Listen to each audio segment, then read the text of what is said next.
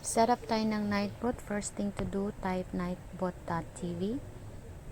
Tapos, select login. Tap nyo lang yung login and then you will be routed to choose, select login with YouTube.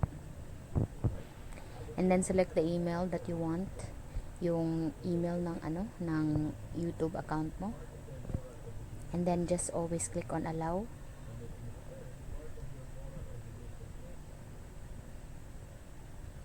Now, makikita nyo yan guys, part channel kasi trinay ko na kaninang i-join yung account. But, pwede mo yung tanggalin. I-tap mo yung part channel, matatanggal si Nightbot. Tingnan nyo, Nightbot is now leaving the channel. Nakikita ko sa inyo, kung gusto mo na siyang i-bind, same lang ang gagawin mo. Tap mo yung join channel. Tapos, ito yung makikita mo na page, i-copy mo yun. Head to community settings, tapos i-copy mo yung link na yan. Pwede mong i-tap yung community setting or you can do it manually. Tapos, dito sa moderator guys, add moderator, dyan mo ilagay yung link. Tapos, yan, lalabas yan si Nightbot. I-save mo lang siya. Maglagay ka ng space after pasting the link ha. Para lalabas yung suggestion na Nightbot. Tapos, once setting saved, balik ka doon sa kung saan mo kinapi yung link. 'Di ba? Yung page na inopen mo kay Nightbot. Sige, balik ka doon. Click tayo doon. Now, makikita nyo guys, ito na yung dashboard. Punta kayo doon sa yung may pen sign. Ayan. Yung command. O, doon ka sa custom. Pwede ka mag-create ng command kung anong gusto mo. Yun, let's say, a one-word thumbs up. I-recognize yan kung may magsasabing thumbs up, babasahin yan ni Nightbot. Ngayon ito, try ko sa inyo, papakita ko sa inyo yung hi. So, tapos, hi yung command. So, kung kahit sino yung mag-hi, ito yung magre-respond. Si Nightbot ang magre-respond ng hello din sa'yo, dayon. Para basahin ni Nightbot yung bahay ng nag-type ng hi, huwag kalimutan ang code sign, $sign, close and open parenthesis, and make sure you have the word user inside.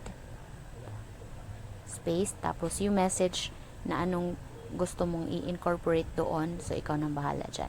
Walang basta make sure lang meron kang $sign user, close and open parenthesis, and then user in between.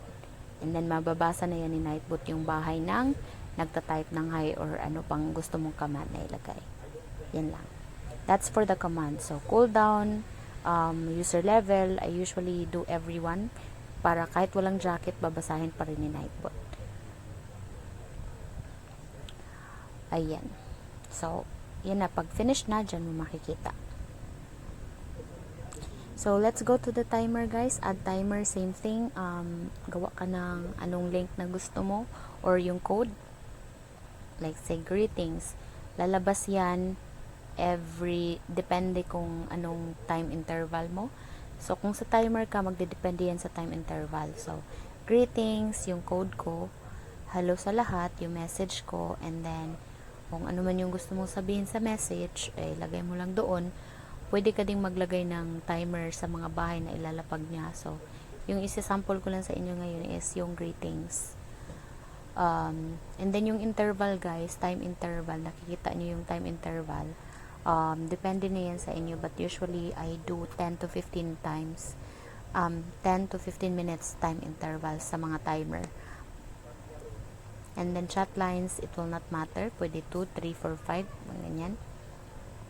So depende na yan sa inyo. And then i-save mo lang yan, that's for your timer. So pag submit mo yan, automatic kanya ibabalik doon sa timer at makikita mo yun kung ano man yung nilagay mo doon. So, ayun na. Meron na tayong Emzkie kasi nag-sample na kasi ako kanina maglagay ng timer ng bahay. And then, yung pinapakita ko is yung how to do it again. So, yun. Automatic na yan once you will start your live stream. Mag-display na yung kung ano mo yung set up doon. Bye!